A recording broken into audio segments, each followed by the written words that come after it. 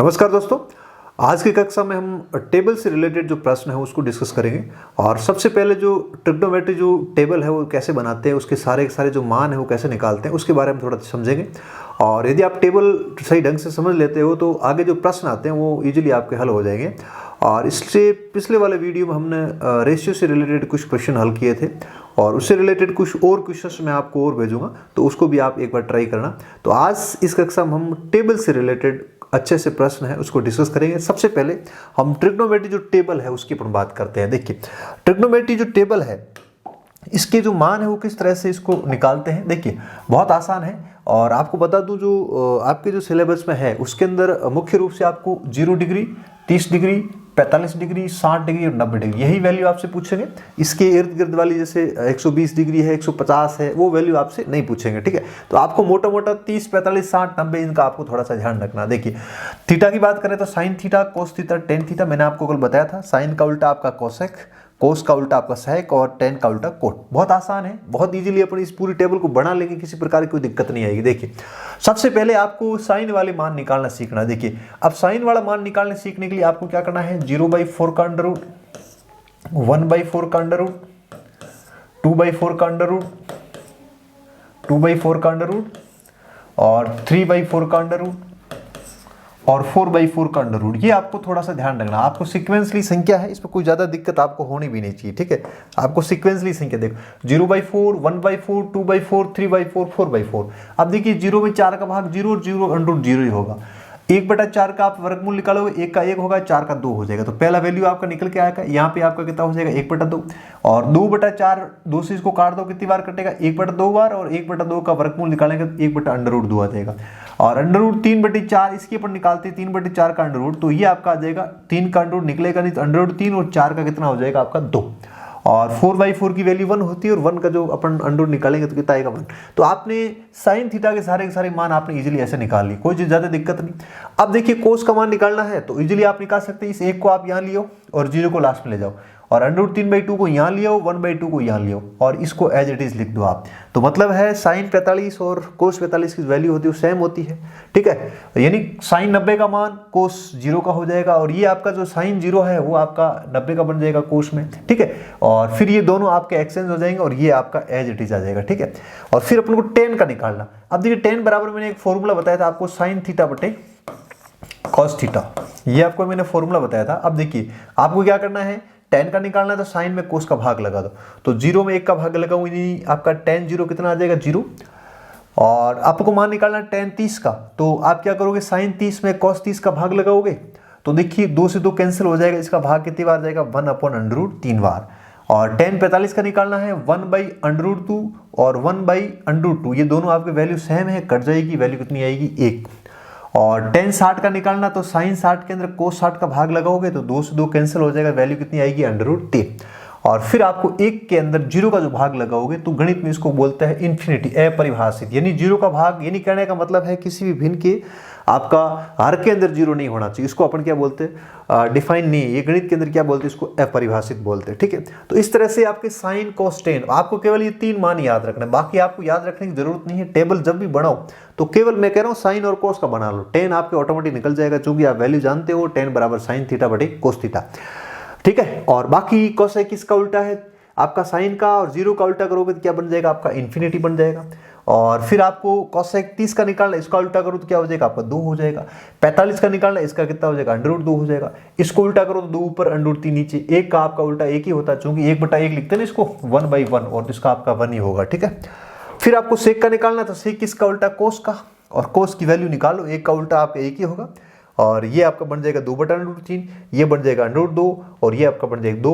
और 0 का उल्टा, 0 का उल्टा का मतलब है 0 बटा कितना करना, 1, तो ये 1 ऊपर चला जाएगा, 0 नीचे, इसको अपन बोलेंगे इन्फिनिटी। ठीक है, और इसी तरह से कोट का निकालना, तो 10 को उल्टा कर दो, और 0 को उल्टा करेंगे, ये क्या बन जाएगा, आपका इन्फिनिटी। और यहाँ से इसको उल्टा करेंगे, √3 बन जाएगा, 1 का उल्टा आपका 1 ही होगा। और इसका अपन निकालेंगे, √3 को उल्टा करेंगे तो इसके नीचे 1 मानेंगे, 1 का क्या हो जाएगा, 1/√3। और फिर देखो इन्फिनिटी की बात करें, इसका आपका कितना हो जाएगा, 0। और ये 0 कैसे निकल के आएगा, देखिए इन्फिनिटी कैसे लिखते हैं, 1/0, और इसको अपन उल्टा करेंगे 1।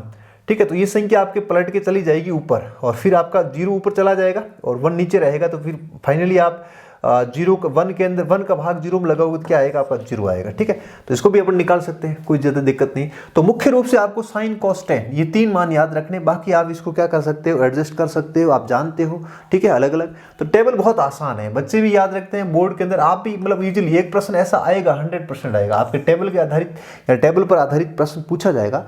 अब यहाँ पे प्रश्न टफ क्या हो सकता है, एक तो आपको वैल्यू पता होनी चाहिए। अब अपन प्रश्न सोल्व करेंगे तो वैल्यू को अपन सही सटीक उसमें फिट करके फिर जैसी डिमांड है ऑप्शन के हिसाब से उसके अकॉर्डिंग उसको हल करेंगे।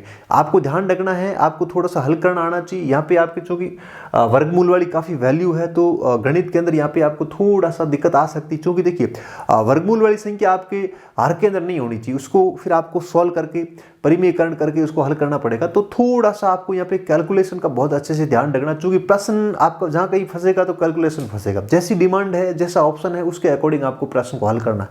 अब अपन पहले नहीं कह सकते हैं कि भाई प्रश्न देने वाला ने कैसा प्रश्न बनाया है, बनाया जा सकता है और फिर उसके ऑप्शन किस हिसाब से सेट किया है, तो वो भी चीज़ समझनी पड़ेगी।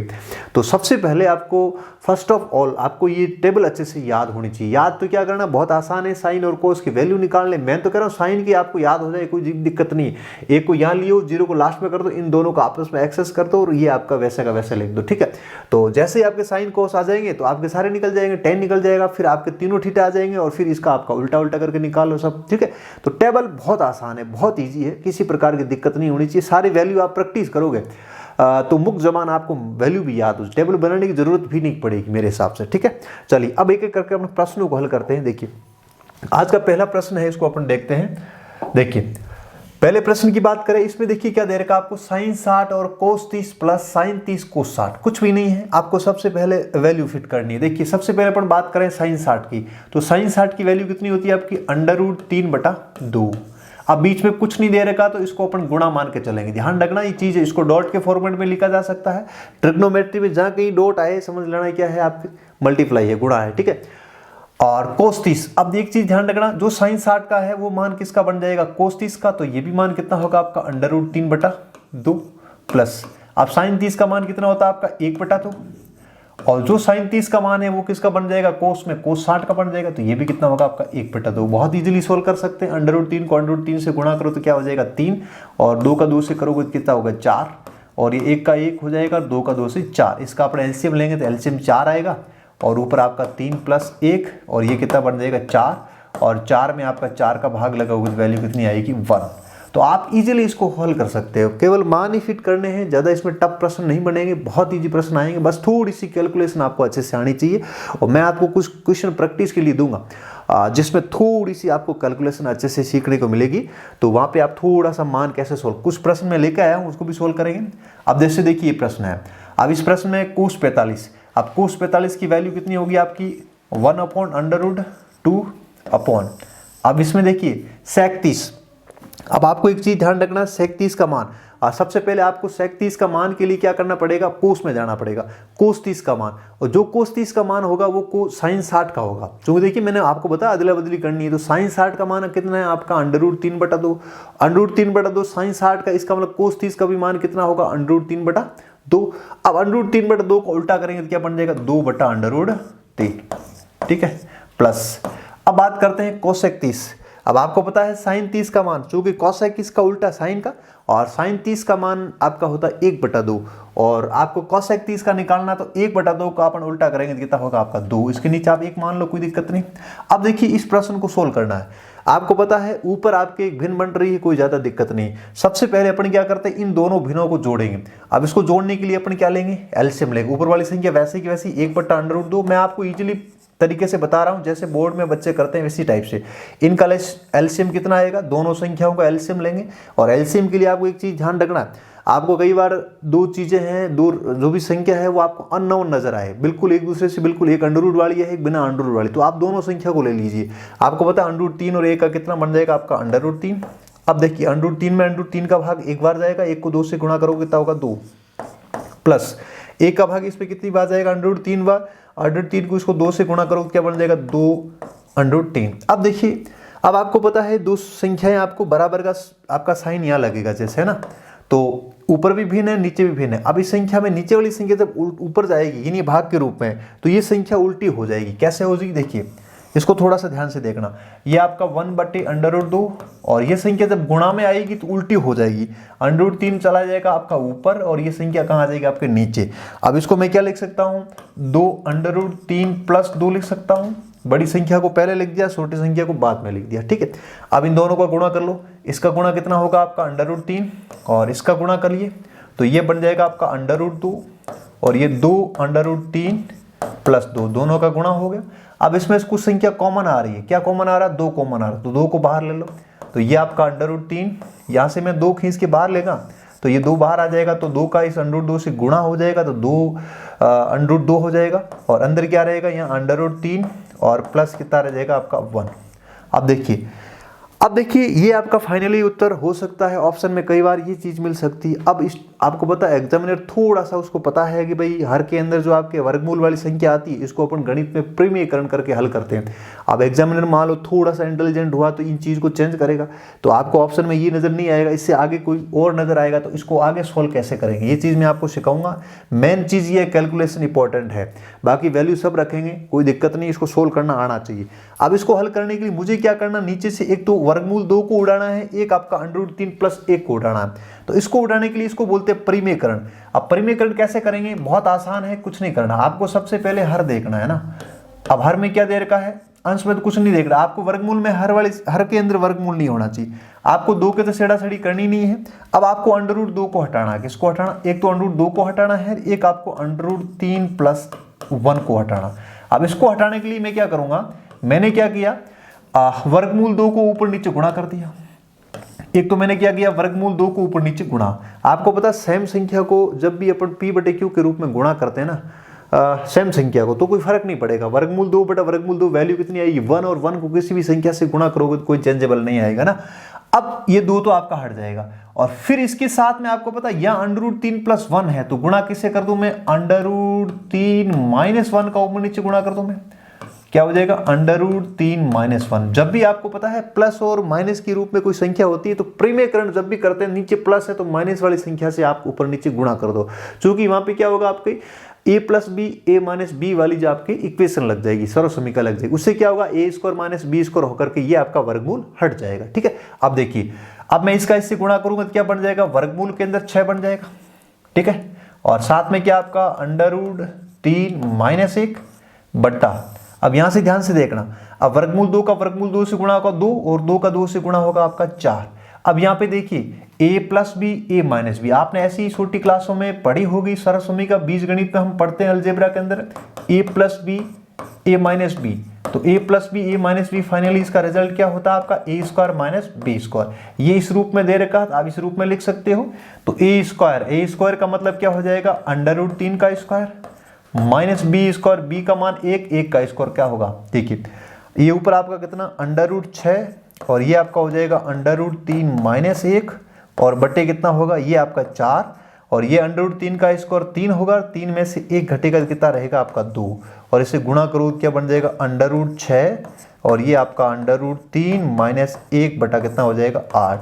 आपको ऑप्शन के अंदर ये नजर आएगा, ध्यान रखना आपको इतनी पूरी मेहनत करनी पड़ेगी, आपको ऑप्शन में सीधा ये नहीं देंगे, आपको ऑप्शन में ये चीज मिलेगी, इसलिए यहाँ तक पहुँचना ये चीज इंपॉर्टेंट है, सोल्व करना इंपॉर्टेंट है, इसलिए आपको ये प्रश्न मैंने इसीलिए जानबूझ के दिया, इसके अंदर जो कैलकुलेशन है उसको पूरा सीखना पड़ेगा, आपको यहाँ तक आना पड़ेगा। अब आप कई लोग क्या होते हैं टेबल को अच्छे से याद करके जाते हैं, याद कर लेते हैं, इससे जो भी प्रश्न आएंगे अपने कर लेंगे, उनको यदि ये सोल्व करना नहीं आ रहा है तो कोई मतलब नहीं है, इसलिए कह रहा हूँ ऑप्शन में आपको ये चीज़ नहीं मिलेगी, ये मिलेगा। और फाइनली मैं बताऊँ p और p/q के रूप में कोई भी संख्या होती है वर्गमूल वाली, तो आपको हर के अंदर वर्गमूल नहीं होना चाहिए। अब यहाँ पे कोई आपको वर्गमूल नजर नहीं आ रहा, आपको डिजिट नजर आए, ठीक है। तो इसी तरह से ऐसे प्रश्नों को थोड़ा सा आपको प्रैक्टिस करनी पड़ेगी, मैं कुछ प्रश्न आपको ऐसे दूंगा तो आप सीख जाओगे ऐसे, ठीक है। चलिए अगला प्रश्न करते हैं। देखिए अब देखिए कुछ स्क्वायर वाले क्वेश्चन लिए मैंने, ये आपका 5। अब देखिए कोस स्क्वायर 60, आपको पता है कोस 60 का जो मान होता है वह sin 30 का होता है और sin 30 का मान होता है आपका 1/2, तो इसका क्या बन जाएगा आपका 1/2 का स्क्वायर, आगे आपका प्लस ये आपका 4। अब sec 30, आपको पता है जो sec 30 का मान होता है वो आपके sin 60 का होता है और sin 60 का मान होता है आपका √3/2, इसका आप क्या कर दो स्क्वायर कर दो। ये 4 एकदम बाहर है, स्क्वायर केवल आपको 30 का ही करना, यानी 30 की जो वैल्यू होगी उसी का स्क्वायर होगा। ये 4 आपकी मल्टीप्लाई में है, बाहर है बिल्कुल, ठीक है।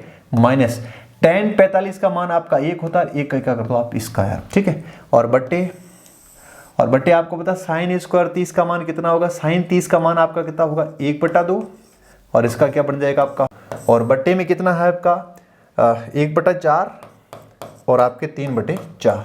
अब इनका एलसीएम ले लो, इसके नीचे कुछ नहीं 1 मान लो, तो ऊपर का एलसीएम कितना आ जाएगा आपका 4, तो ये आपका हो जाएगा 5 और प्लस कितना 1 का भाग 4 में 4 बार, 4 को 2 से गुणा करो कितना हो जाएगा 8 बट्टे यहाँ भी एलसीएम कितना आएगा आपका 4 और ये आपका वैसा का वैसा 1 + 3। अब इस 4 से 4 को आप उड़ा सकते हो, क्यों उड़ा सकते हो, सेम संख्या है, नीचे है दोनों जगह, और ये वैसे ही उल्टी होगी तो ऊपर नीचे होगी इसलिए संख्या कट जाएगी।